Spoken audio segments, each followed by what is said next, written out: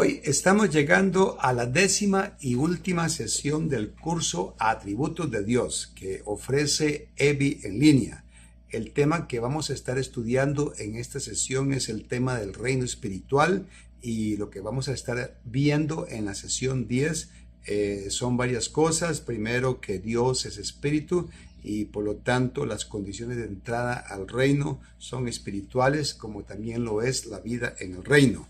También veremos que la adoración verdadera es la que se da en espíritu y en verdad, priorizando lo interno sobre lo externo. Veremos que los actos externos como el canto, el bautismo y la cena del Señor tienen valor únicamente por su relación con lo espiritual. También veremos que el reino de Dios no es de este mundo y que sus ciudadanos son llamados a vivir en el mundo sin ser del mundo. Veremos que la ciudadanía celestial, la circuncisión verdadera, la del corazón, y el fruto del Espíritu son las evidencias prácticas de la vida en el reino. Con este estudio vamos a estar cerrando el curso, los atributos de Dios, enfatizando la diferencia radical entre la apariencia externa y la realidad espiritual que Dios nos pide. El fundamento de toda la lección es que Dios es espíritu, algo que Jesús afirma claramente en Juan capítulo 24, primera parte del versículo. Sobre esta base, Jesús enseña que la verdadera adoración debe responder a esa naturaleza espiritual. Y la segunda parte del versículo dice, y los que le adoran en espíritu y en verdad, es necesario que adoren. La lógica es sencilla pero profunda. Si Dios es espíritu, entonces su reino es espiritual. Y si su reino es espiritual, también las condiciones de entrada en él son espirituales.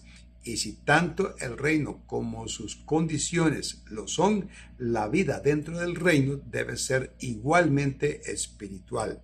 Este es el punto de partida para entender por qué no basta con ceremonias externas o prácticas visibles, porque la realidad del reino tiene que ver con lo espiritual.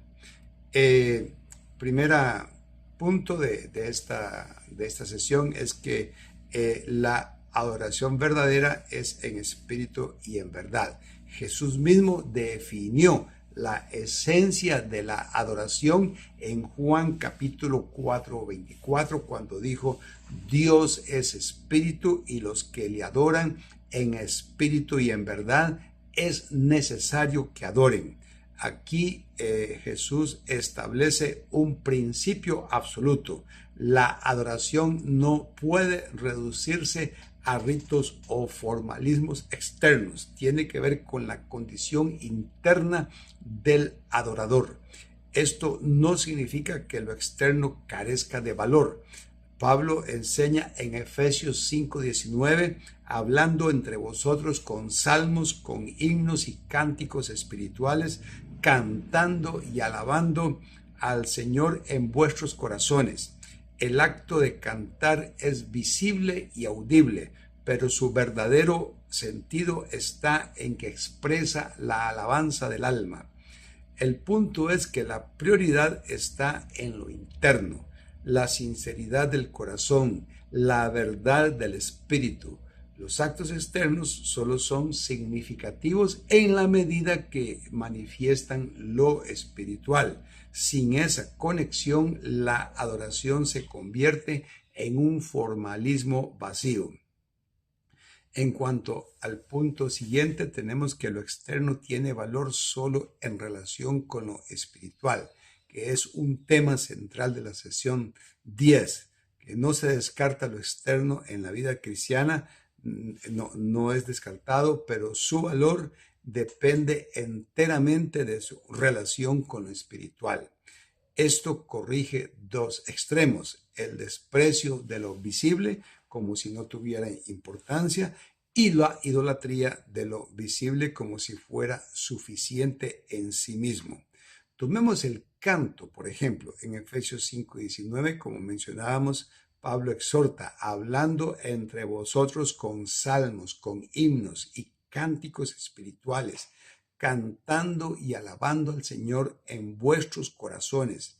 Aquí el acto externo de cantar se presupone, pero lo decisivo es la alabanza del corazón.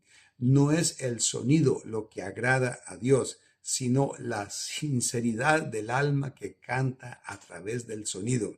Lo mismo ocurre con el bautismo. Externamente es un acto visible de inmersión en agua. Sin embargo, según Romanos 6, 3 al 4, leemos lo siguiente: ¿O no sabéis que todos los que hemos sido bautizados en Cristo Jesús, hemos sido bautizados en su muerte? A fin de que, porque somos sepultados juntamente con él para muerte por el bautismo, a fin de que como Cristo resucitó de los muertos por la gloria del Padre, así también andemos nosotros en vida nueva. Aquí el bautismo externo tiene valor solo porque representa la unión espiritual con Cristo, muerte al pecado y resurrección a una vida nueva. Sin arrepentimiento genuino y una fe viva, el acto externo queda vacío. La cena del Señor es otro caso.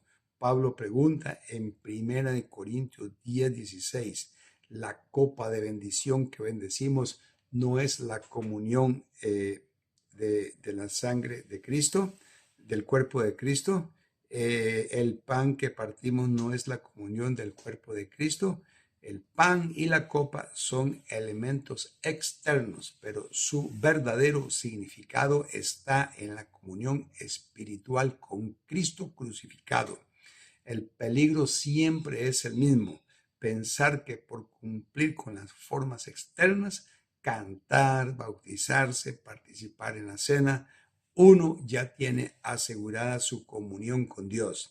En esta sesión se denuncia este error, porque lo externo, separado de lo espiritual, no salva ni transforma. Los profetas también lo advirtieron. En Isaías 29:13 leemos lo siguiente: recuerda las palabras de Dios, este pueblo se acerca a mí con su boca y con sus labios me honra, pero su corazón está lejos de mí. Por lo tanto, el énfasis de la enseñanza es claro: lo externo no debe abandonarse, pero su valor depende de que sea expresión de la realidad espiritual interna. El canto sin corazón es ruido. El bautismo sin arrepentimiento es solo un baño. La cena del Señor sin fe es solo comer pan y beber jugo de uva. Pero cuando lo externo manifiesta lo espiritual, entonces se convierte en un medio poderoso de adoración, comunión y edificación. El punto siguiente es que el reino de Dios equivale al reino de Cristo. Es un punto fundamental, ya que no hay diferencia de esencia entre el reino de Dios y el reino de Cristo. En el lenguaje bíblico son expresiones paralelas que se refieren a una misma realidad espiritual. El apóstol Pablo lo expresa en Efesios 5:5, porque sabéis esto, que ningún fornicario o inmundo o avaro que es idólatra tiene herencia en el reino de Cristo y de Dios. Nótese que Pablo no presenta dos reinos separados, sino uno solo, que se describe con ambos nombres, de Cristo y de Dios. Esto subraya la unidad de propósito y autoridad entre el Padre y el Hijo en el gobierno del reino. De manera similar, en Colosenses 1:13, Pablo declara: el cual nos ha librado de la potestad de las tinieblas y trasladado al reino de su amado Hijo. Aquí se enfatiza que la obra de salvación nos saca de un dominio de tinieblas para introducirnos en un nuevo dominio, el reino del Hijo, que es el mismo reino de Dios manifestado en Cristo. Jesús mismo confirmó esta unidad de concepto cuando se dijo en Juan 18:36, mi reino no es de este mundo. No se trata de un reino político, nacional o cultural, sino de una realidad espiritual cuyo origen, naturaleza y destino son celestiales. El énfasis aquí es doble. Énfasis en la unidad. No debemos pensar en el reino de Dios como algo distinto del reino de Cristo, sino como la misma realidad vista desde dos perspectivas complementarias: Dios como fuente y Cristo como mediador y rey. Y también el énfasis en la espiritualidad. Al ser el reino de Cristo, el reino de Dios, su naturaleza no es terrenal ni ritualista, sino espiritual, centrada en la justicia, la paz y el gozo en el Espíritu Santo. Este punto es crucial para evitar divisiones conceptuales o malentendidos. Algunos podrían imaginar que la expresión reino de Dios se refiere solo al ámbito eterno o celestial, mientras que el reino de Cristo se refiere solo al tiempo presente o a la iglesia. Pero la enseñanza bíblica muestra que ambas expresiones describen una misma realidad bajo la soberanía de Cristo, el Hijo de Dios. Por lo tanto, enseñar que el reino de Dios equivale al reino de Cristo nos ayuda a reconocer que toda nuestra vida cristiana, nuestra adoración, nuestro servicio, nuestra esperanza futura están bajo la autoridad única y soberana de Cristo, quien reina como Señor en el reino de Dios. El punto que sigue es que el reino no es de este mundo y que los discípulos no son del mundo. Es uno de los énfasis más repetidos por Jesús, que su reino no pertenece a este mundo, tal como leemos en Juan 18:36, cuando le dijo a Pilato, mi reino no es de este mundo. Si mi reino fuera de este mundo, mis servidores pelearían para que yo no fuera entregado a los judíos, pero mi reino no es de aquí. Con esto Jesús deja claro que su reino no se sostiene por fuerzas humanas ni sigue la lógica de los reinos terrenales. Es un reino espiritual en su origen y en su propósito. De igual manera, Jesús definió la identidad de sus discípulos en contraste con el mundo. En Juan 15:19 afirmó, si fuerais del mundo, el mundo amaría lo suyo, pero porque no sois del mundo, antes yo os elegí del mundo, por eso el mundo os aborrece.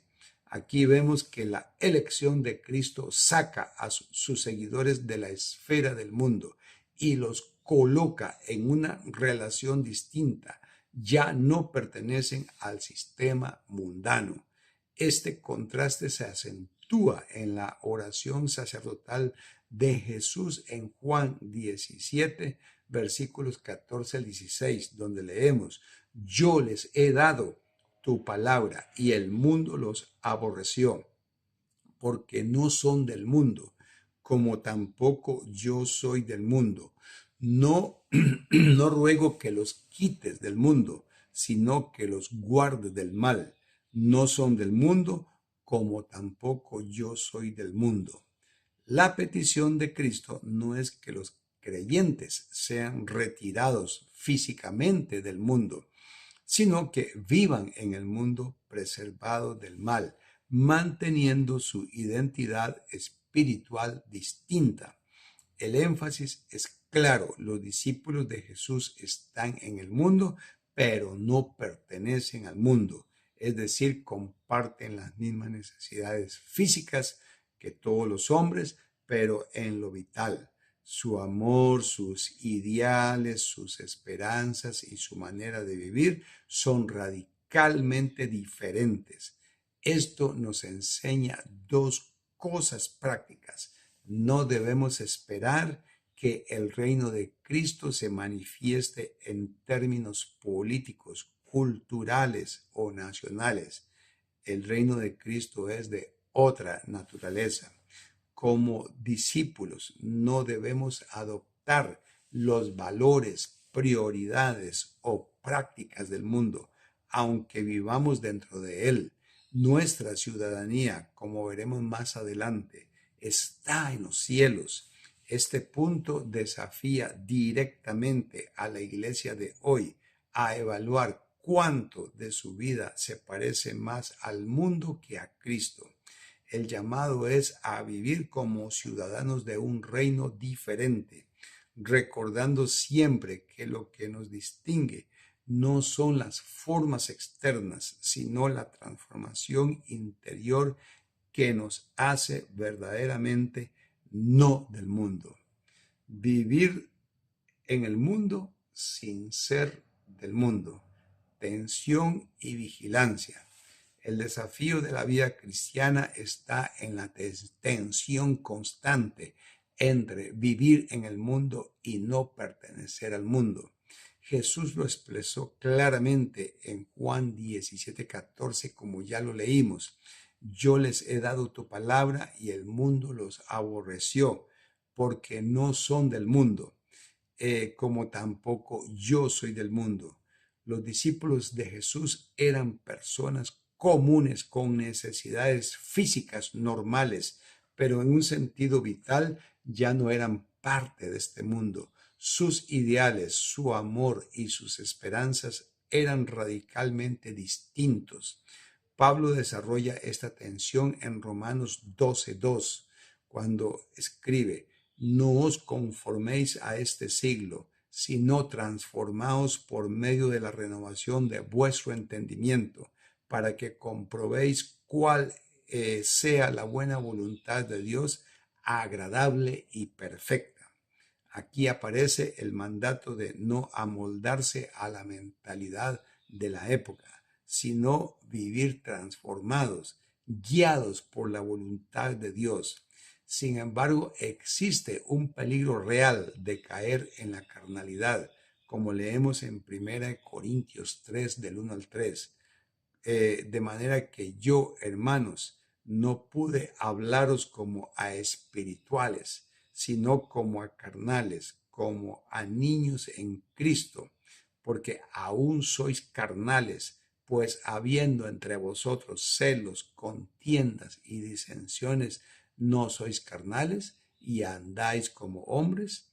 La carnalidad se manifiesta en actitudes como celos, divisiones y pleitos, que son síntomas de un corazón más moldeado por el mundo que por el Espíritu.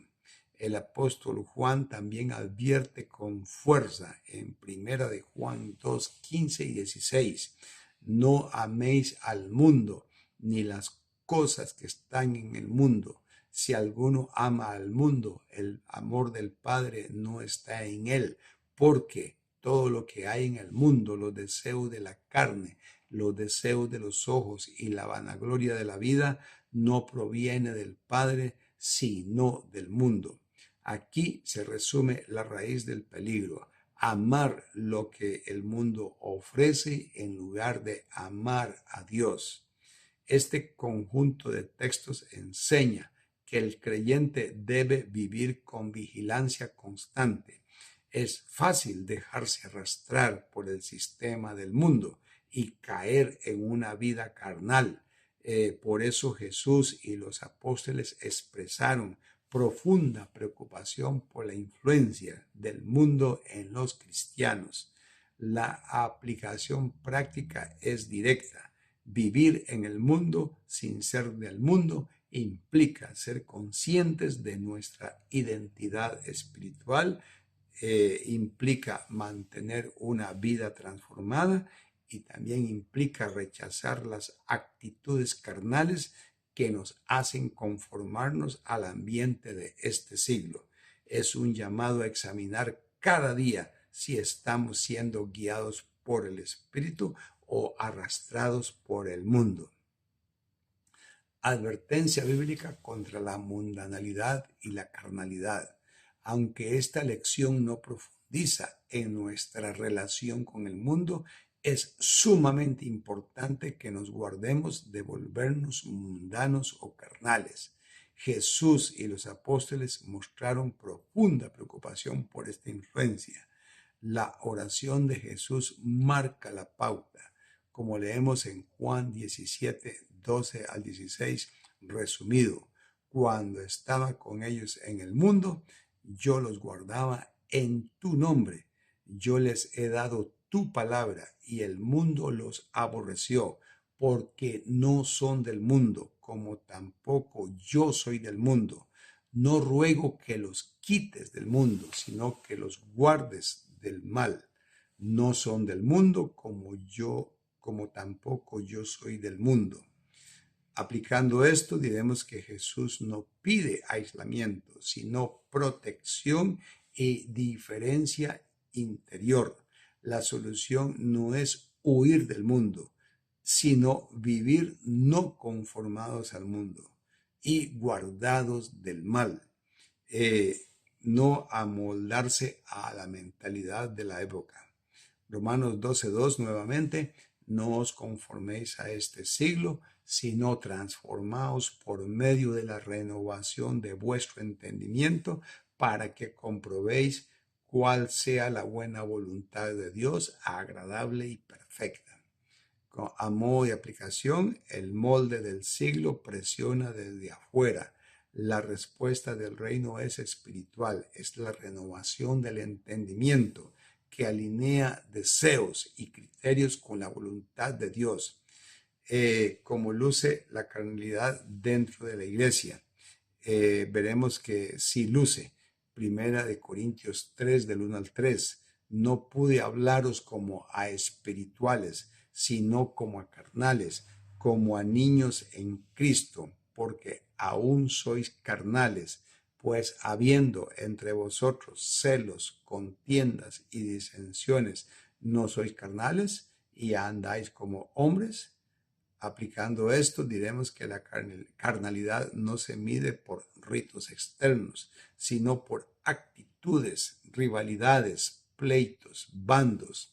Estos síntomas revelan un corazón moldeado por lo terrenal. En cuanto a la prohibición frontal del amor al mundo, leemos nuevamente 1 Juan 2, 15 y 16. No améis al mundo ni las cosas que están en el mundo. Si alguno ama al mundo, el amor del Padre no está en él, porque todo lo que hay en el mundo, los deseos de la carne, los deseos de los ojos y la vanagloria de la vida, no proviene del Padre, sino del mundo. En cuanto a aplicación de esto, diremos que Juan identifica tres ejes de la mundanalidad: los apetitos desordenados, la codicia de lo que se ve y el orgullo por el estatus. El antídoto es el amor del Padre, gobernando el interior. Cerramos este punto diciendo que en la sesión 10 lo que se insiste es en que el reino es espiritual. Por tanto, el peligro real no es hacer menos ritos, sino amar lo que el mundo ama. Y la vigilancia bíblica es interior. Tiene que ver con una mente renovada, como dice Romanos 12:2, y con síntomas de carnalidad que se pueden discernir, como en 1 Corintios 3, 1 al 3, y afectos reorientados, como leemos en 1 Juan 2, 15 al 16. Solo así se vive en el mundo sin ser del mundo, en coherencia con la oración de Cristo que se recoge en Juan capítulo 17, versículos 12 al 16. Definición del reino. Como reino de justicia y paz y gozo en el Espíritu. El Nuevo Testamento define el reino por realidades internas y espirituales, no por ritos o viandas. Pablo lo expresa así en Romanos 14:17, porque el reino de Dios no es comida ni bebida, sino justicia, paz y gozo en el Espíritu. Observe la doble enseñanza. Lo que no es, o sea, no se reduce al externo, y lo que sí es, que es justicia, paz y gozo. Y esto está con una aclaración decisiva en el Espíritu Santo.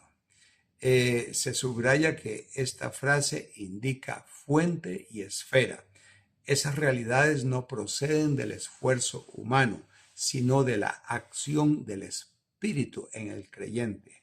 Por eso algunas traducciones lo aclaran, como por ejemplo la Goodspeed dice que por medio de la posesión del Espíritu Santo, y la New English Bible dice inspirado por el Espíritu Santo. Esta definición se verifica en la vida mediante el fruto del Espíritu, como leemos en Gálatas 22 y 23. Mas el fruto del Espíritu es amor, gozo, paz, paciencia, benignidad, bondad, fe, mansedumbre, templanza. Contra tales cosas no hay ley. Donde el Espíritu gobierna, el reino se hace visible en un carácter transformado, justicia, relación con Dios recta y con el prójimo, paz, reconciliación y descanso interior, y gozo, alegría santa, junto con las demás virtudes del fruto. Aplicándolo, diremos que al enseñar este punto, contrastemos lo externo, o sea, las comidas, las normas, los rituales, con lo interno, o sea, justicia, paz y gozo. Y recalquemos que en el Espíritu no es un adorno teológico, sino el lugar donde el reino opera. Hagamos autoevaluación, autoevaluación. ¿Se observan en nosotros estas evidencias del reino? La medida no es la uniformidad ritual, sino la fecundidad espiritual. Pasemos ahora a la superioridad de lo interno sobre disputas por alimentos o ritos. En esta sección, Pablo recalca la diferencia entre lo externo y lo interno en la vida del reino. En Romanos 14:17 declara, porque el reino de Dios no es comida ni bebida, sino justicia, paz y gozo en el Espíritu Santo.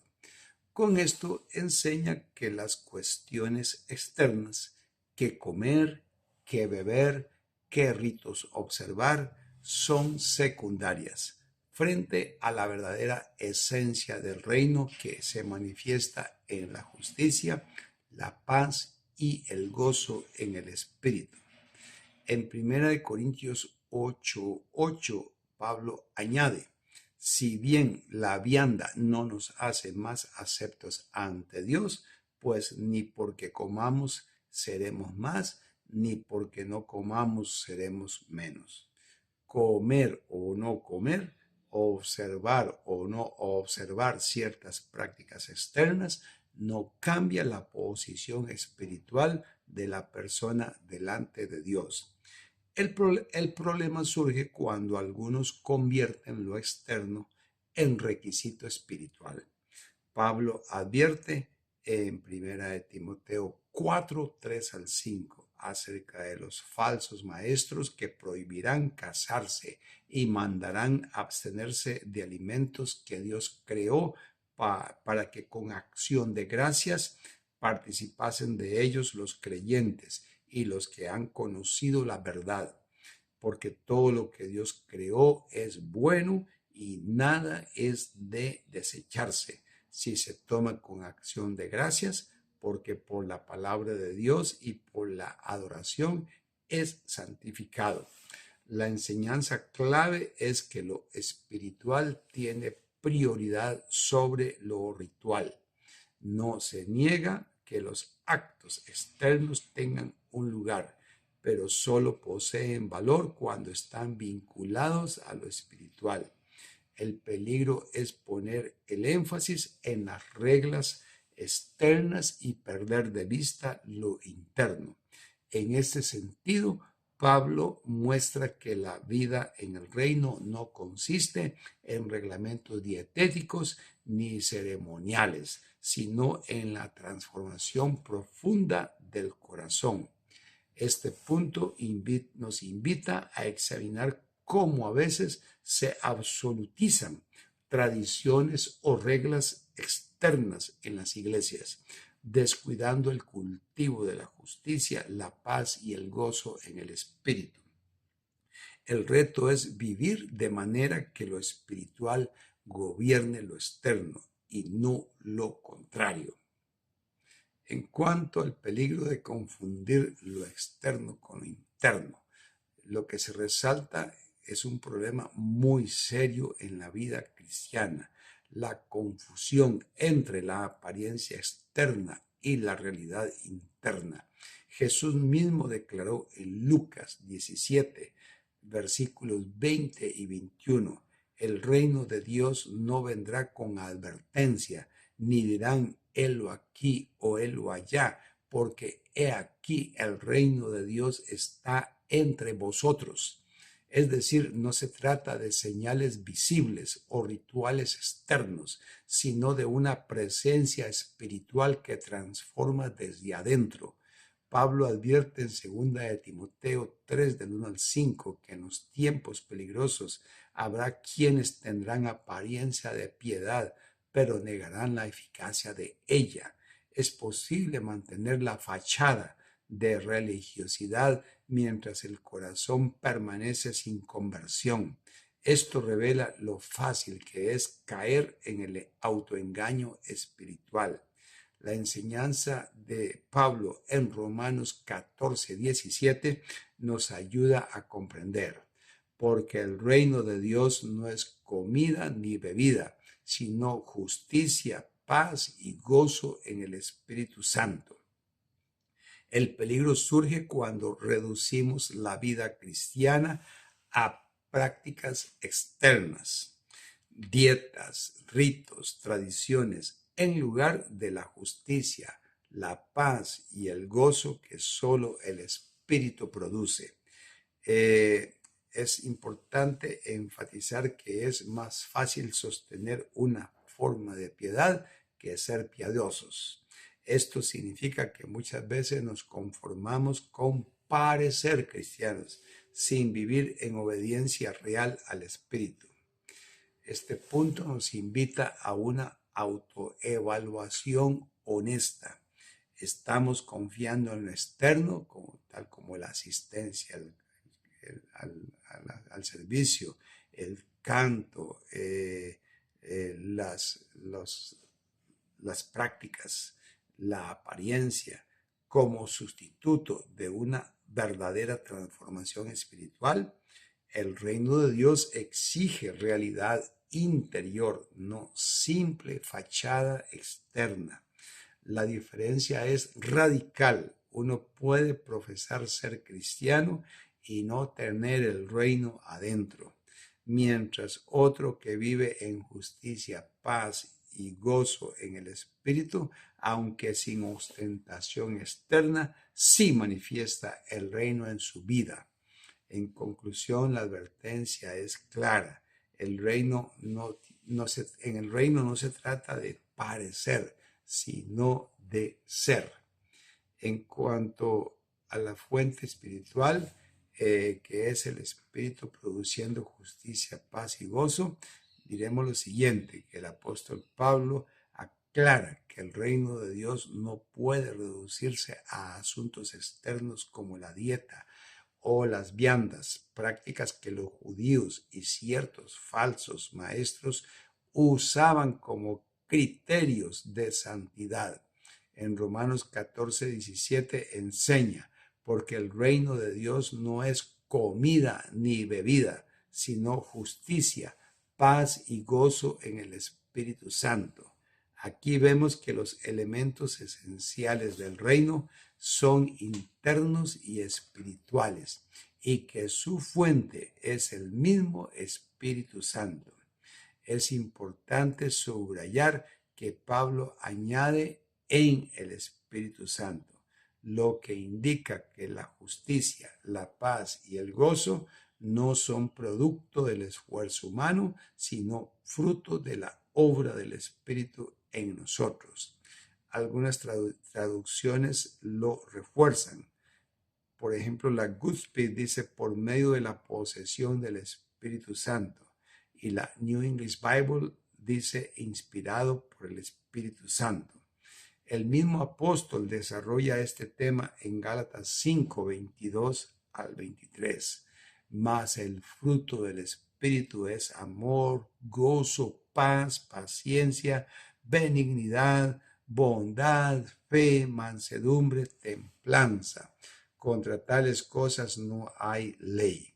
Estas 9 cualidades no son virtudes externas ni forzadas, sino evidencias de una vida en la que el Espíritu mora y gobierna.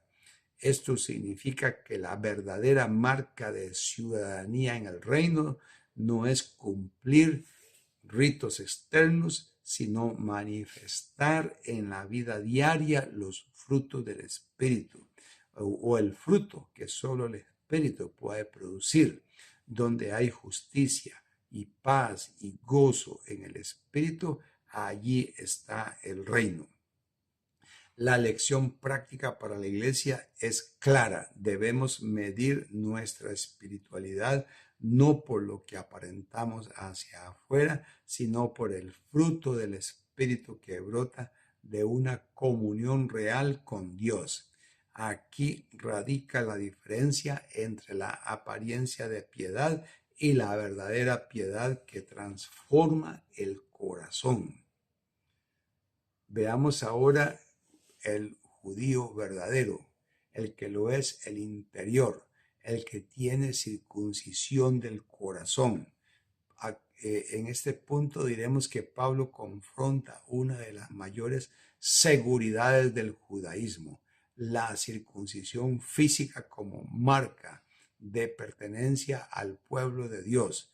En Romanos 2, 28 y 29, Pablo declara: pues no es judío el que lo es exteriormente, ni es la circuncisión la que se hace exteriormente en la carne, sino que es judío el que lo es en lo interior, y la circuncisión es la del corazón, en espíritu, no en letra, la alabanza del cual no viene de los hombres, sino de Dios.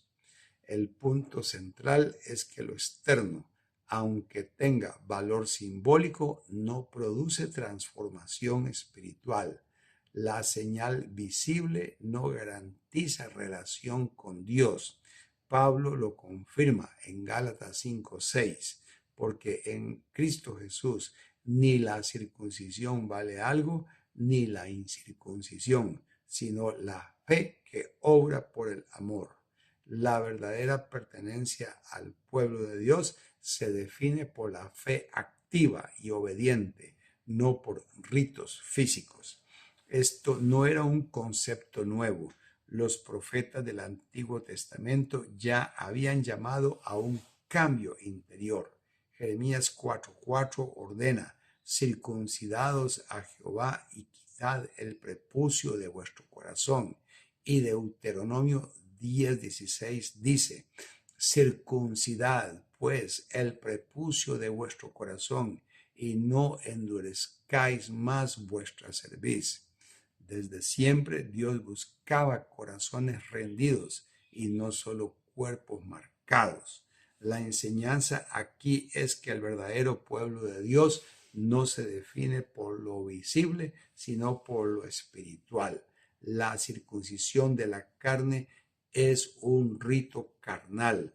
La circuncisión del corazón es obra del Espíritu. Esto nos recuerda que nuestra identidad en Cristo se mide por la transformación interior, no por las apariencias externas. Este punto advierte al cristiano moderno contra el peligro de confiar en señales externas de religión como el bautismo, la asistencia y las formalidades, sin un cambio real del corazón. Lo que Dios mira y aprueba es lo interno, lo que su espíritu ha transformado. Los de la fe, es decir, los verdaderos hijos de Abraham, no la carne. El apóstol Pablo reinterpreta de manera radical lo que significa ser hijo de Abraham. En Gálatas 3, 6 y 7 declara: así Abraham creyó a Dios y le fue contado por justicia. Sabed, por lo tanto, que los que son de fe, estos son hijos de Abraham. La paternidad de Abraham no se transmite automáticamente por sangre o genealogía, sino por la fe que responde a Dios como lo hizo el patriarca. Esto se confirma en Romanos 9, 7 y 8. Ni por ser descendientes de Abraham son todos hijos, sino en Isaac te será llamada descendencia. Esto es, no son los hijos según la carne los hijos de Dios, sino los que son hijos según la promesa, son contados como descendientes. Pablo deja en claro que la filiación divina no se obtiene por la carne, sino por la promesa y la fe. En el trasfondo de esta sesión lo que se resalta es que tanto el judío como el gentil son aceptados o rechazados no por su herencia física, sino por su respuesta espiritual a Dios. Esto fue revolucionario en la mentalidad judía del primer siglo, donde la identidad nacional y la circuncisión eran señales de pertenencia. Pablo, en cambio, enseña que la fe es el verdadero vínculo con Abraham y con el pueblo de Dios. De esta manera se nos llama a reconocer que la pertenencia al reino espiritual no depende de linaje, cultura o herencia, sino de una fe viva en Cristo. La enseñanza apunta a lo externo, a la confianza en Dios, y derriba cualquier orgullo en la carne o lo externo. El auténtico hijo de Dios es aquel que el auténtico hijo de Abraham es aquel que como él cree y obedece por fe. Pasemos al punto de la insuficiencia de las ordenanzas carnales del Antiguo Testamento. El autor de Hebreos nos recuerda que las ordenanzas de la ley mosaica eran externas, relacionadas con la carne y no podían alcanzar el corazón del hombre. Dice en Hebreos 9:9 y 10, lo cual es símbolo para el presente tiempo, según el cual se presentan ofrendas y sacrificios que no pueden hacer perfecto en cuanto a la conciencia al que practica ese culto, ya que consiste solo de comidas y bebidas, de diversas abluciones y ordenanzas acerca de la carne, impuestas hasta el tiempo de reformar las cosas. Esto significa que todo el sistema de sacrificios y ritos del Antiguo Testamento tenía una limitación intrínseca. Podía enseñar, podía simbolizar, pero no podía limpiar la conciencia ni transformar el interior del ser humano. Su eficacia estaba restringida a lo externo. El propósito de esas ordenanzas era pedagógico, preparando al pueblo para la realidad espiritual que vendría en Cristo. Eran sombras, no sustancia. Por eso Pablo afirma en otras partes que los sacrificios de animales no podían quitar los pecados, como en Hebreos 10:4. El contraste es claro. Lo carnal no puede producir un resultado espiritual. se necesitaba un sacrificio distinto, uno que obrara sobre la conciencia, sobre lo profundo del corazón. Ese sacrificio es el de Cristo, eficaz porque fue mediante el Espíritu Eterno, según Hebreos 9:14. Aquí radica la enseñanza central. Las prácticas externas son insuficientes si no se conectan con la obra espiritual de Dios. Lo que el Antiguo Testamento no podía perfeccionar, Cristo lo cumple en su sacrificio. Esto prepara a los oyentes para valorar el reino espiritual como algo que trasciende ritos y se centra en la transformación interior. Pasemos ahora a la singularidad del sacrificio de Cristo. Singularidad porque es voluntario, expiatorio y eficaz por el Espíritu Eterno. El autor de Hebreos subraya que los sacrificios de animales nunca pudieron salvar al hombre del pecado, porque eran ordenanzas acerca de la carne, incapaces de perfeccionar la conciencia. La función de ellos era temporal, apuntando a una realidad mayor. El sacrificio de Cristo es singular y superior. Se ofreció mediante el Espíritu Eterno, lo cual lo hizo eficaz para limpiar la conciencia del creyente. Esto es lo que leemos. Cuanto más la sangre de Cristo, el cual mediante el Espíritu Eterno se ofreció a sí mismo sin mancha a Dios, limpiará vuestras conciencias de obras muertas para que sirváis al Dios vivo. Hebreos 9:14. Isaías había profetizado, derramó su vida hasta la muerte, como leemos en Isaías 53:12, mostrando que su entrega sería total y sustitutiva. Jesús mismo afirmó que su muerte no fue forzada, sino voluntaria, cuando dijo, nadie me la quita, sino que yo de mí mismo la pongo. Tengo poder para ponerla y tengo poder para volverla a tomar, como leemos en Juan 17 y 18. Esta libertad y decisión personal en su entrega confirman la grandeza de su sacrificio. La base expiatoria de su sangre se conecta con la enseñanza de la ley, porque la vida de la carne, como leemos en Levítico 17:11, la vida de la carne en la sangre está, y yo os la he dado para hacer expiación por el altar, por vuestras almas.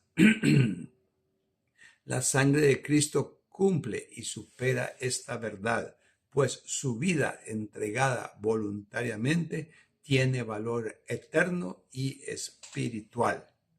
El sacrificio de Cristo es único porque no es carnal ni ritual, sino espiritual, voluntario y eficaz para la salvación del mundo.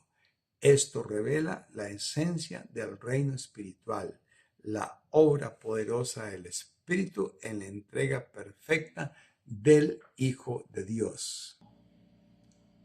Veremos ahora cómo la lectura de Juan 6:51 debe hacerse a la luz de Juan 10 y Levítico 17, ya que habla de expiación y entrega voluntaria. En Juan 6:51 Jesús declara, yo soy el pan que descendió del cielo. Si alguno comiere de este pan, vivirá para siempre. Y el pan que yo daré es mi carne, la cual yo daré por la vida del mundo. A primera vista, los oyentes de Jesús pudieron haber interpretado esto en un sentido carnal o ritual, pero para comprenderlo correctamente debe leerse a la luz de otros pasajes. En Juan 10, 17 y 18 leemos, donde Jesús mismo aclara el carácter voluntario de su entrega. Esto es lo que leemos: por eso me ama el Padre, porque yo pongo mi vida para volverla a tomar. Nadie me la quita, sino que yo de mí mismo la pongo. Tengo poder para ponerla y tengo poder para volverla a tomar. Este mandamiento recibí de mi Padre. Aquí se afirma que su sacrificio no fue impuesto por los hombres, sino ofrecido libremente por amor y obediencia. Por otro lado, Levítico 17:11 provee la clave teológica: porque la vida de la carne en la sangre está, y yo os la he dado para hacer expiación sobre el altar por vuestras almas, y la misma sangre hará expiación de la persona. La sangre, símbolo de la vida, era el medio divinamente establecido para la expiación. Así, el sacrificio de Cristo reúne ambos aspectos. Fue voluntario y fue expiatorio. Voluntario porque nadie le arrebató la vida, él mismo la entregó. Y expiatorio porque su sangre derramada cumplió y superó el principio establecido en Levítico, produciendo una purificación real de la conciencia, como leemos en Hebreos 9:14. Esto significa que en Juan 6 Jesús no hablaba de un rito mágico ni de un acto externo sin contenido. Estaba anunciando que su entrega corporal, su carne y su sangre serían ofrecidas como sacrificio espiritual, eficaz y suficiente para la salvación del mundo. Enfaticemos que Cristo no fue una víctima pasiva, fue un oferente activo, y que su sangre no es solo un símbolo, sino el medio por el cual Dios asegura la expiación definitiva. El acceso al reino de Dios no depende de herencia, rituales o méritos humanos. Bajo la ley, los judíos confiaban en su linaje de Abraham, en la circuncisión carnal y en una justicia legalista. Jesús confronta este error en su diálogo con Nicodemo cuando le dice: de cierto te digo que el que no naciere de nuevo no puede ver el reino de Dios. El que no naciere de agua y del Espíritu no puede entrar en el reino de Dios. Lo que es nacido de la carne, carne es, y lo que es nacido del Espíritu, Espíritu es. Juan 3, 5 y 6. Aquí el Señor enseña que las condiciones de entrada al reino son espirituales. No se trata de cumplir pasos legales externos, como en un proceso político, donde basta llenar requisitos formales para obtener ciudadanía. En el reino de Dios, la condición decisiva es el nuevo nacimiento producido por el Espíritu Santo en el interior del hombre. Esto corrige la tendencia humana al legalismo. Si Jesús hubiera pedido a Nicodemo una acción concreta sin antes redefinir el concepto de reino, él lo habría interpretado como un paso más dentro de un sistema legal. Por eso, primero aclara que el reino es espiritual y que las condiciones para entrar en él son espirituales. El nuevo nacimiento es el prerequisito indispensable, es decir, una transformación espiritual que capacita para ver y entrar en el reino de Dios. Todo lo externo tiene valor solo cuando refleja esta realidad interior. Jesús corrige conceptos antes que pedir pasos a Nicodemo. En el diálogo con Nicodemo se revela un principio pedagógico clave de Jesús. Nicodemo, fariseo y principal entre los judíos, llega de noche, reconociendo a Jesús como maestro venido de Dios. Sin embargo, su entendimiento del reino estaba marcado por los conceptos legalistas de su tiempo. Lo asociaba con privilegios carnales, ritos externos y herencia de Abraham. Jesús no se limita a responderle a sus palabras, sino que va al fondo de su pensamiento. Declara: de cierto te digo, que el que no naciere de nuevo no puede ver el reino de Dios. Más adelante aclara: el que no naciere de agua y del Espíritu no puede entrar en el reino de Dios. Lo que es nacido de la carne, carne es, y lo que es nacido del Espíritu, Espíritu es. Juan 3, 5 y 6. Aquí vemos que Cristo corrige primero el concepto equivocado del reino antes de pedir pasos concretos. Nicodemo hubiera interpretado cualquier requisito como un rito más dentro de su marco legalista. Por eso Jesús recalca que el nuevo nacimiento es espiritual y no legal. Es un cambio de naturaleza y no de mera conducta externa. Este enfoque enseña que antes de dar instrucciones prácticas debemos asegurarnos de que la persona entiende la naturaleza espiritual del reino. De lo contrario, las condiciones de entrada se reducen a un mero cumplimiento legal. Jesús confronta a Nicodemo con la necesidad de una transformación interior, de nacer de lo alto, dejando en claro que la vida del reino no se obtiene por ritos, sino por el Espíritu. Así, el punto central es que la enseñanza de Cristo prioriza la corrección de los conceptos equivocados antes de establecer condiciones. Esto evita la trampa del legalismo y dirige la atención a lo esencial, que es la obra del Espíritu en el corazón del hombre.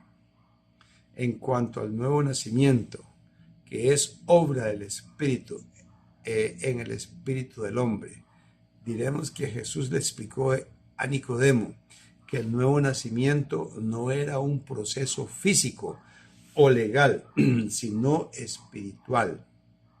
En Juan 3, 13 y 6 dijo: de cierto te digo que el que no naciere de nuevo no puede ver el reino de Dios. Lo que es nacido de la carne, carne es, y lo que es nacido del Espíritu, Espíritu es. Aquí Jesús corrige el concepto erróneo de Nicodemo. El reino de Dios requiere transformación interior, no ritos externos. Pablo conecta esta enseñanza con la idea de la nueva criatura en 2 Corintios 5:17. De modo que si alguno está en Cristo, nueva criatura es. Las cosas viejas pasaron, he aquí todas son hechas nuevas.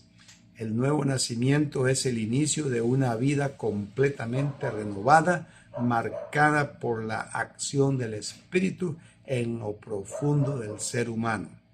Asimismo, en Efesios 2:10, Pablo afirma: porque somos hechura suya, creados en Cristo Jesús para buenas obras, las cuales Dios preparó de antemano para que anduviésemos en ellas. Esto muestra que el nuevo nacimiento no es un fin en sí mismo, sino el comienzo de una vida orientada a las prácticas preparadas por Dios. En Efesios 4:24, Pablo describe al creyente regenerado como el nuevo hombre creado según Dios en la justicia y santidad de la verdad. Este énfasis en lo interior recuerda que la verdadera espiritualidad no es cosmética, sino esencial. Finalmente, en Gálatas 5:16 y luego en 22 al 25, Pablo aplica esta verdad a la práctica diaria. Digo pues, andad en el Espíritu y no satisfagáis los deseos de la carne. El fruto del Espíritu es amor, gozo, paz, paciencia, benignidad, bondad, fe, mansedumbre, templanza. Si vivimos por el Espíritu, andemos también por el Espíritu. El nuevo nacimiento prepara al creyente para una vida guiada por el Espíritu y evidenciada en el fruto espiritual.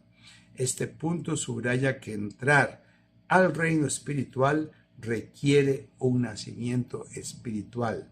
No se trata de cumplir pasos legales ni de pertenecer a un linaje, sino de ser regenerados en lo más íntimo por el Espíritu de Dios. En cuanto a la ciudadanía espiritual, diremos que el apóstol Pablo enseña en Filipenses 3:20, mas nuestra ciudadanía está en los cielos, de donde también esperamos al Salvador, al Señor Jesucristo. Con esta afirmación, Pablo marca un contraste con la ciudadanía terrenal, que se adquiere por nacimiento físico o por un proceso legal en un país. En el reino espiritual no funciona así. Jesús dejó claro a Nicodemo en Juan 3:3-6, de cierto os digo, que el que no naciere de nuevo no puede ver el reino de Dios. El que no naciere de agua y del Espíritu no puede entrar en el reino de Dios. Lo que es nacido de la carne, carne es, y lo que es nacido del Espíritu, Espíritu es. Esto muestra que la entrada y la ciudadanía en el reino no son resultado de procesos legales ni de marcas externas, sino de una transformación espiritual realizada por el Espíritu Santo en el interior del hombre. La diferencia es esencial en lo político. Basta cumplir trámites externos para obtener ciudadanía. En el reino de Dios, lo que califica es haber nacido de nuevo por el Espíritu. Es un cambio de identidad espiritual, no un simple estatus legal. Esta enseñanza nos protege de reducir el cristianismo a formalidades externas o requisitos humanos. El reino espiritual se distingue porque Dios mismo es quien otorga ciudadanía a quienes han sido transformados por su Espíritu. Por eso Pablo exhorta a vivir de acuerdo con esa nueva identidad, no conformándonos a este siglo y manteniendo la mente puesta en las cosas de arriba, como leemos en Colosenses 3:1-3. La ciudadanía en el reino espiritual no es un trámite ni una formalidad, es un don de Dios, resultado del nuevo nacimiento, y conlleva una ética distinta, contracultural y eterna. El apóstol Pablo presenta la vida en Cristo como una nueva creación. En 2 de Corintios 5:17 leemos: de modo que si alguno está en Cristo, nueva criatura es. Las cosas viejas pasaron, he aquí todas son hechas nuevas. La conversión no es un simple acto de conducta externa, sino una transformación radical en la naturaleza del hombre. Jesús lo explicó a Nicodemo en Juan 3:3-6, como ya lo hemos leído varias veces, que el que no naciere de nuevo no puede ver el reino de Dios. El nuevo nacimiento es la obra del Espíritu Santo en el espíritu humano, capacitándolo para entrar al reino espiritual. Pablo añade en Efesios 2:10, porque somos hechura suya, creados en Cristo Jesús para buenas obras, las cuales Dios preparó de antemano para que anduviésemos en ellas. La nueva creación no es un fin en sí mismo, sino que nos introduce a una vida práctica de servicio y obediencia a Dios. Más adelante, en Efesios 4:24, Pablo describe al creyente como el nuevo hombre creado según Dios en la justicia y santidad de la verdad. Esta identidad nueva se define por la justicia y la santidad, no por méritos humanos, sino por la obra regeneradora del Espíritu. Como Pablo exhorta, recordemos en Gálatas 5:16, andad en el Espíritu y no satisfagáis los deseos de la carne. Y luego en el 22 dice así, mas el fruto del Espíritu es amor, gozo, paz, paciencia, benignidad, bondad, fe, mansedumbre, templanza. Pero los que son de Cristo han crucificado la carne con sus pasiones y deseos. Si vivimos por el Espíritu, andemos también por el Espíritu. La enseñanza clave es que la nueva criatura no se limita a un título, sino que implica un andar diario en el Espíritu. La vida espiritual se evidencia en el fruto del Espíritu y no en rituales externos. Este punto conecta con todo lo anterior. El reino es espiritual, la entrada es espiritual y la vida en él también es espiritual. Circuncisión espiritual versus circuncisión carnal, no hecha a mano. El apóstol Pablo recalca que la circuncisión física carece de valor en el reino espiritual. En Gálatas 5:6 declara, porque en Cristo Jesús ni la circuncisión vale algo, ni la incircuncisión, sino la fe que obra por el amor. Lo importante no es un rito externo, sino la fe viva y activa. En Romanos 2:28 al 29 leemos, pues no es judío el que lo es externamente, ni es la circuncisión la que se hace exteriormente en la carne, sino que es judío el que lo es en lo interior, y la circuncisión es la del corazón, en espíritu, no en letra. Aquí muestra que la verdadera identidad del pueblo de Dios no depende de señales externas, sino de una transformación interior producida por el Espíritu. Del mismo modo, en Colosenses 2:11 leemos, en él también fuisteis circuncidados, no con circuncisión no hecha a mano, al despojar del cuerpo carnal en la circuncisión de Cristo. Es decir, Cristo opera un cambio profundo en la vida del creyente, despojando lo carnal y capacitando para buscar lo espiritual. El Antiguo Testamento ya anticipaba esta dimensión espiritual. En Jeremías 4:4 Dios dice, circuncidados a Jehová y quitad el prepucio de vuestro corazón. En Deuteronomio 10:16 leemos, circuncidad pues el prepucio de vuestro corazón y no endurezcáis más vuestra cerviz. Y luego en Deuteronomio 36, y circuncidará Jehová tu Dios tu corazón para que ames a Jehová tu Dios. Esto muestra que la circuncisión externa era solo un símbolo, una sombra de la verdadera circuncisión, la del corazón. La diferencia es clara. Lo externo puede marcar la carne, pero solo Dios puede transformar el corazón. La pertenencia al reino de Dios no se basa en ritos externos ni en herencia étnica, sino en la obra interior del Espíritu Santo que renueva el corazón y lo dispone para amar a Dios. Pasemos ahora a la circuncisión de Cristo. El apóstol Pablo describe la circuncisión de Cristo en Colosenses 2, 11 al 13, como leímos.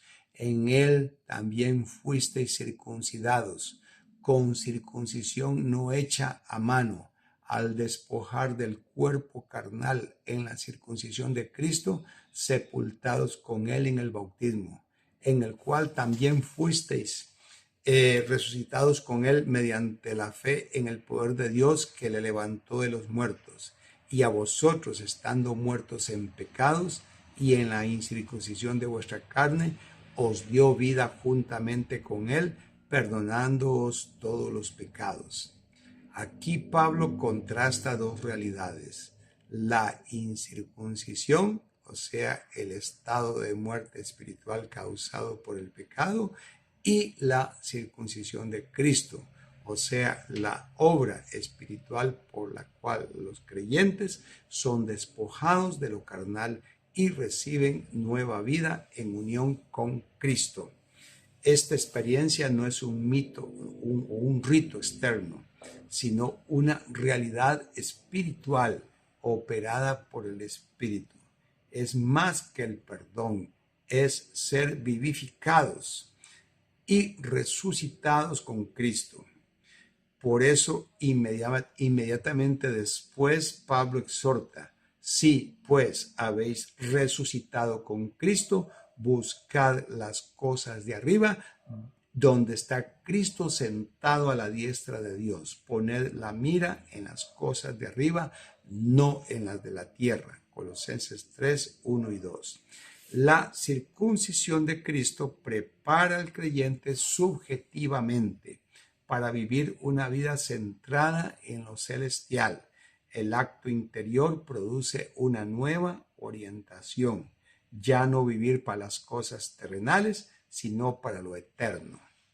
Pablo enseña que la verdadera identidad espiritual no depende de un rito físico, sino de una transformación profunda que nos une a Cristo en su muerte y resurrección, capacitándonos para vivir con la mirada puesta en las cosas de arriba.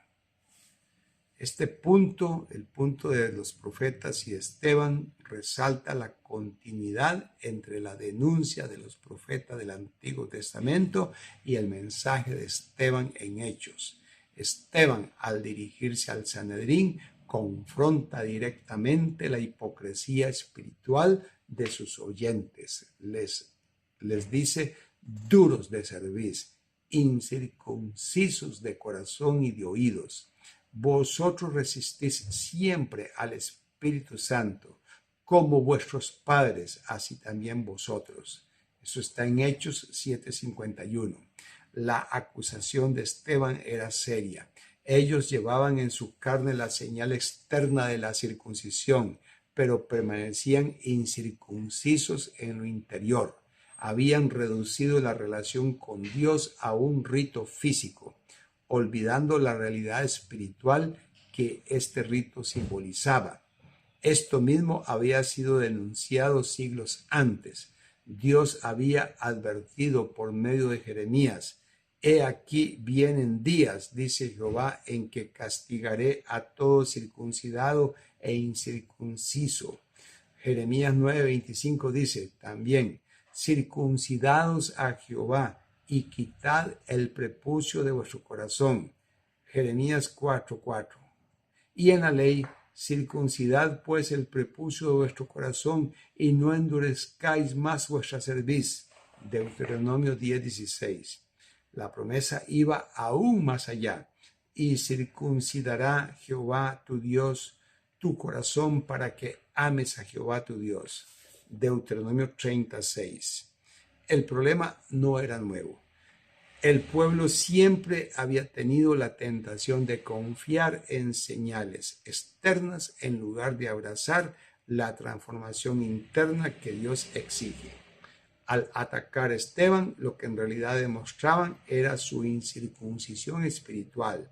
no entendían ni aceptaban el propósito de Dios de formar un pueblo nuevo con corazón renovado. La lección que tenemos para la iglesia hoy es clara. El reino espiritual no se define por rituales, tradiciones o marcas externas. Lo decisivo es la obra de Dios en el corazón.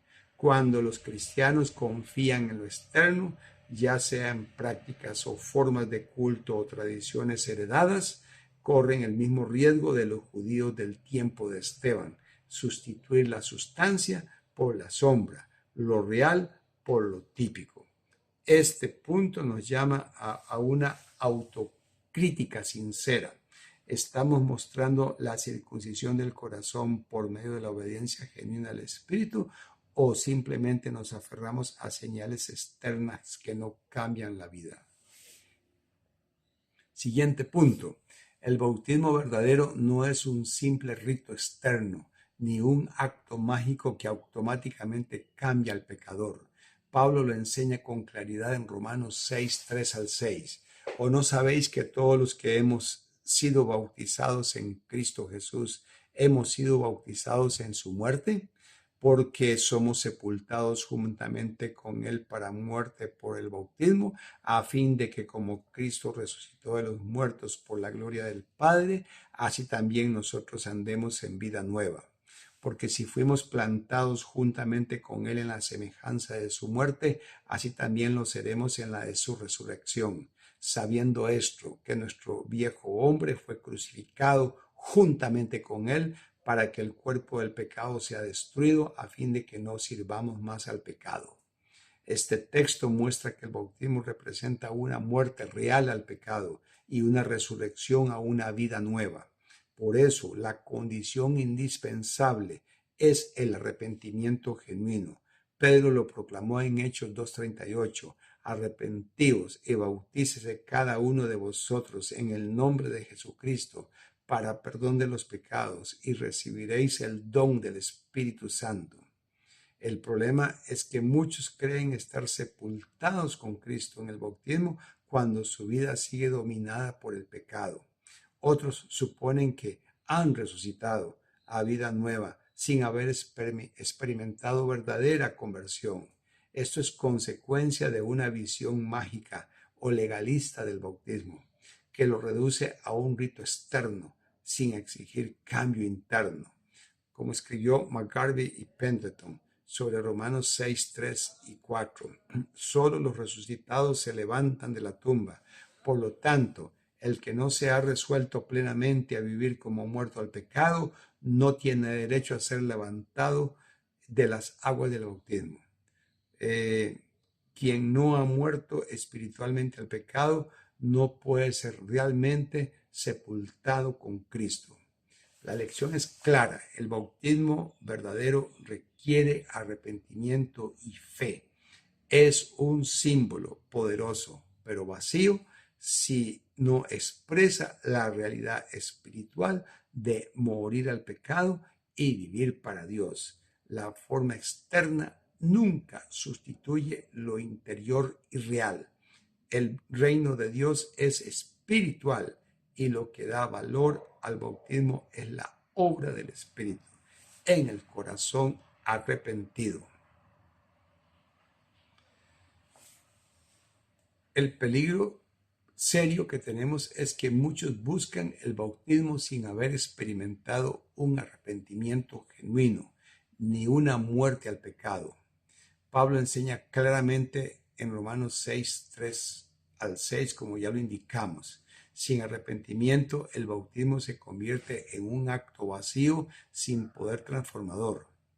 Está la falsa confianza de personas que creen haber sido sepultadas en el bautismo, pero cuya vida sigue dominada por el pecado. Otros, sin verdadera conversión, creen haber resucitado a una vida nueva, aunque en realidad permanecen espiritualmente muertos. El error está en pensar que el bautismo es un sacramento automático, casi mágico, que convierte a un pecador impenitente en un hijo obediente. Jesús mismo reprendió esta hipocresía en Mateo 23, 25 y 28, cuando les dijo: ay de vosotros, escribas y fariseos hipócritas, porque limpiáis lo de fuera del vaso y del plato, pero por dentro estáis llenos de robo y de injusticia. Por fuera, a la verdad, os mostráis justos a los hombres, pero por dentro estáis llenos de hipocresía e iniquidad. El problema no es la forma, sino la falta de fondo. Hay que enfatizar la fe viva y el arrepentimiento verdadero antes del bautismo. El nuevo nacimiento no puede reducirse a un rito legalista. Debe ser la experiencia real de morir al pecado y vivir para Dios. La mera forma externa es un pobre sustituto de lo interior y real. La tarea de la iglesia entonces no es solo administrar bautismo, sino guiar a las personas a una transformación interior por la obra del Espíritu Santo. Solo así el bautismo tendrá su verdadero significado como símbolo de una muerte y resurrección espiritual con Cristo. En Mateo 23, 25 al 26, Jesús confronta directamente a los escribas y fariseos. Les llama hipócritas, porque limpiáis lo de fuera del vaso y del plato, pero por dentro estáis llenos de robo y de injusticia. Fariseo el ciego, limpia primero lo de dentro del vaso y del plato, para que también lo de fuera sea limpio. El problema no era la forma externa del culto, sino la ausencia de pureza interior. Jesús insiste en que lo externo solo es verdadero cuando procede de un corazón limpio. Más adelante, el versículo 23 y 28, Mateo 23, Jesús utiliza una metáfora aún más fuerte. Sois semejantes a sepulcros blanqueados que por fuera a la verdad se muestran hermosos, mas por dentro están llenos de huesos de muertos y de toda inmundicia. Así también vosotros por fuera a la verdad os mostráis justos a los hombres, pero por dentro estáis llenos de hipocresía e iniquidad. Aquí la enseñanza es clara. Lo externo puede impresionar a los hombres, pero Dios ve lo interior. Pablo conecta este principio al hablar del nuevo hombre en Efesios 4:24, y vestidos del nuevo hombre creado según Dios en la justicia y santidad de la verdad. La transformación espiritual no consiste en blanquear al viejo hombre con religiosidad superficial, sino en una renovación interna producida por el Espíritu. El punto central es que el reino de Dios no se manifiesta en un barniz religioso, sino en la regeneración del corazón. El énfasis excesivo en lo externo es un sustituto pobre de lo espiritual real. La advertencia es que no nos conformemos con las apariencias.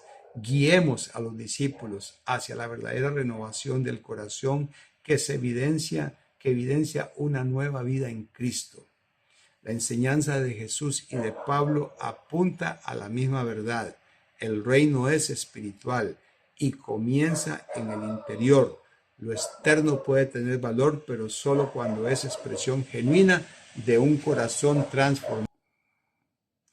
Pasemos al siguiente punto. Ciudadanía celestial, identidad y ética contracultural. El apóstol Pablo nos recuerda que nuestra ciudadanía está en los cielos, según Filipenses 3:20. Esto significa que nuestra identidad fundamental no se define por la nación terrenal a la que pertenecemos, sino por nuestra pertenencia al reino de Dios. Somos, en palabras de otra traducción, una colonia del cielo. En contraste con los que están fuera del reino, es evidente, porque muchos andan que son enemigos de la cruz de Cristo, el fin de los cuales será perdición, cuyo Dios es el vientre y cuya gloria es su vergüenza, que solo piensan en lo terrenal. Filipenses 3:18 y 19. Mientras ellos orientan su vida hacia lo pasajero y material, Los ciudadanos del cielo viven en fidelidad a Cristo y en esperanza eterna. Jesús mismo afirmó: vosotros no sois del mundo, por eso el mundo os aborrece. Juan 15:19.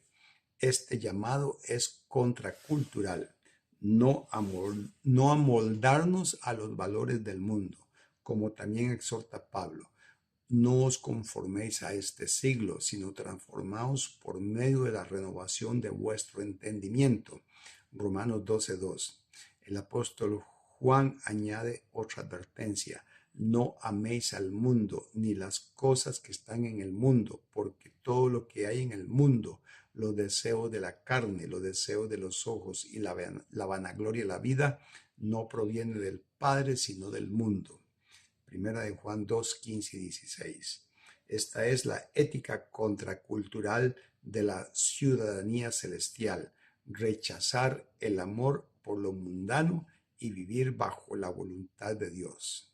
Pablo dirige nuestra mirada hacia arriba, como ya leímos. Si pues habéis resucitado con Cristo, buscad las cosas de arriba, donde está Cristo sentado a la diestra de Dios. Poned la mira en las cosas de arriba, no en las de la tierra. Colosenses 3, 1 y 2. En ser ciudadano del cielo no es solo un estatus espiritual, sino una manera de vivir distinta, contracultural, orientada hacia lo eterno y no hacia lo pasajero. Nuestra identidad celestial se refleja en nuestra ética diaria. Pablo describe con lágrimas a quienes llama enemigos de la cruz. Dice: porque muchos andan, de los cuales os dije muchas veces, y aún ahora lo digo llorando, que son enemigos de la cruz de Cristo, el fin de los cuales será perdición, cuyo Dios es el vientre, cuya gloria es su vergüenza, que solo piensan en lo terrenal. Aquí aparecen 4 características. Su fin es perdición, no importa su apariencia externa de religiosidad. Su destino está marcado por la ausencia de vida espiritual genuina. Su Dios es el vientre, es decir, viven dominados por los apetitos carnales. El vientre simboliza los deseos terrenales y pasajeros que esclavizan al hombre. Su gloria es su vergüenza, o sea, se jactan de lo que debía darles rubor. Alaban lo que Dios condena, lo que manifiesta una inversión perversa de valores. Solo piensan en lo terrenal, su horizonte está limitado a lo visible y material, no tienen la mirada puesta en lo alto. Este contraste se realza porque inmediatamente después Pablo afirma: mas vuestra ciudadanía está en los cielos. Filipenses 3:20. Mientras los enemigos de la cruz se definen por el egoísmo, los deseos carnales y la mente terrenal, los verdaderos ciudadanos del reino espiritual se distinguen por su orientación a lo eterno, a lo celestial y a Cristo mismo. La enseñanza es clara: el reino espiritual no convive con una mentalidad carnal. El discípulo de Cristo debe evaluar continuamente si su Dios es el Señor o los deseos terrenales, si su gloria está en la cruz o en lo vergonzoso, si su mente está en lo celestial o en lo terrenal. La diferencia marca la pertenencia real al reino de Dios. El Nuevo Testamento redefine el concepto de templo. Esteban declara: el Altísimo no habita en templos hechos de mano. Hechos 7:48. Rompiendo con la idea de que Dios puede ser contenido en un edificio. Pablo añade en 1 Corintios 3:16: ¿no sabéis que sois templo de Dios y que el Espíritu de Dios mora en vosotros? El templo de Dios, el cual sois vosotros, es santo, y que es santo. Esto conecta con el concepto del Antiguo Testamento. El templo era el lugar de morada de Dios. En 2 Samuel 7:5, Jehová pregunta: ¿tú me has de edificar casa en que yo more? Y en 1 Reyes 8:13, Salomón afirma: yo he edificado casa por morada para ti, sitio en que tú habites para siempre. Sin embargo, estas figuras eran sombras de una realidad superior. Pablo enseña en Efesios 2, 21 y 22 que ahora el verdadero templo está compuesto por el pueblo de Dios, en quien todo el edificio bien coordinado va creciendo para ser un templo santo en el Señor, en quien vosotros también sois juntamente edificados para morada de Dios en el Espíritu. Dios, que es Espíritu, habita en su templo espiritual por medio del Espíritu Santo. El templo físico del Antiguo Testamento apuntaba a una realidad espiritual, la presencia de Dios entre su pueblo. Tenemos entonces dos implicaciones. La primera es que la presencia de Dios no se limita a un lugar físico, ni Jerusalén, ni un edificio eclesial moderno. Cada creyente y la comunidad de fe como cuerpo son morada del Espíritu, llamados a ser santos y reflejar la gloria de Dios. Así, el reino de Dios no necesita de estructuras visibles para existir. Su esencia es la comunión viva de Dios con su pueblo por el Espíritu. El apóstol Pablo presenta en Gálatas 5 y 22 y 24 la clásica lista del fruto del Espíritu. El amor, el gozo, la paz, la paciencia, la dignidad, la bondad, la fe, la mansedumbre, la templanza. Este pasaje establece que la evidencia de una vida espiritual auténtica no está en rituales externos, sino en la transformación interior que produce cualidades visibles en el carácter del creyente. El estudiante sincero debe detenerse en este texto y preguntarse con honestidad: ¿se está produciendo en mi vida el fruto del Espíritu? Es un ejercicio profundamente práctico. El fruto revela qué tipo es el árbol. Así como dijo Jesús, por sus frutos los conoceréis. No es suficiente ser sano en la doctrina, es igual de vital ser sano en la práctica. En Romanos 8, 4 al 9, Pablo amplía esta enseñanza con un fuerte contraste, porque los que son de la carne piensan en las cosas de la carne, pero los que son del Espíritu en las cosas del Espíritu, porque el ocuparse de la carne es muerte, pero el ocuparse del Espíritu es vida y paz. Mas vosotros no vivís según la carne, sino según el Espíritu, si es que el Espíritu de Dios mora en vosotros. Y si alguno no tiene el Espíritu de Cristo, no es de él. Aquí se describe dos humanidades, una dominada por la carne y otra dirigida por el Espíritu. El fruto del Espíritu es entonces la evidencia práctica del reino espiritual en vosotros, en nosotros. La verdadera espiritualidad no se mide por la apariencia externa, sino por la vida interior que se manifiesta en amor, gozo, paz y todas las demás virtudes mencionadas por Pablo. Este es un llamado a la autoevaluación sincera. ¿Estamos mostrando fruto del Espíritu o seguimos estériles confiando más en la forma externa que en la sustancia? Animémonos a medir nuestra fe no por ritos cumplidos, sino por la transformación real que produce el Espíritu Santo en su carácter y conducta diaria. Ahora vemos un contraste absoluto en Romanos 8, 4 y 9. Para que la justicia de la ley se cumpliese en nosotros, que no andamos conforme a la carne, sino conforme al Espíritu. El apóstol enfatiza que la mente carnal está en enemistad con Dios, por cuanto los designios de la carne son enemistad contra Dios, porque no se sujetan a la ley de Dios y tampoco pueden. Y los que viven según la carne no pueden agradar a Dios. La carne no solo representa debilidad, sino una orientación hostil hacia Dios. En contraste, los que son de Cristo muestran otra identidad. Mas vosotros no vivís según la carne, sino según el Espíritu, si es que el Espíritu de Dios mora en vosotros. Y si alguno no tiene el Espíritu de Cristo, no es de él. Aquí Pablo establece un criterio de pertenencia. No basta con la profesión externa de fe. La verdadera evidencia es la morada del Espíritu Santo en el creyente.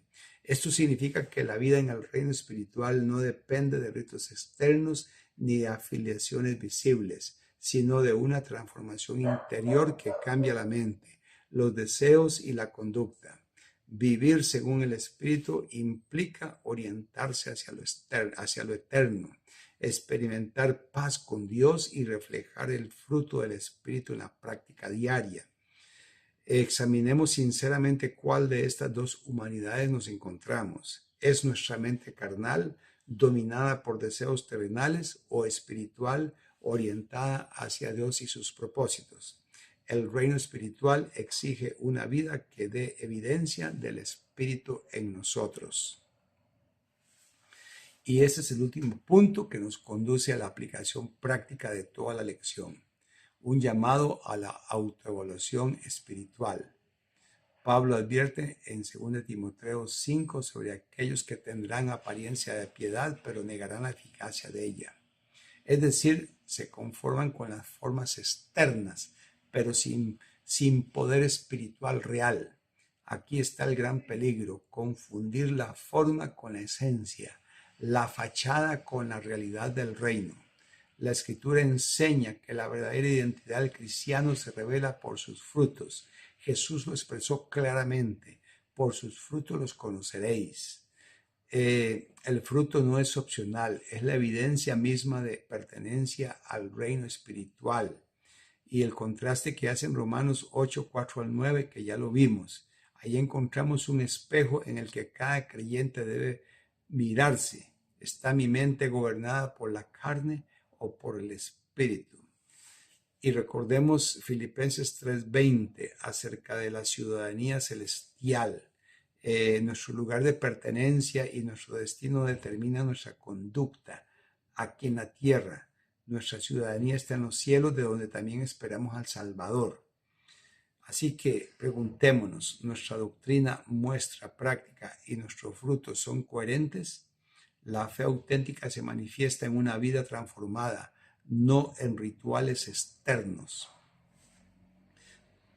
Conclusión.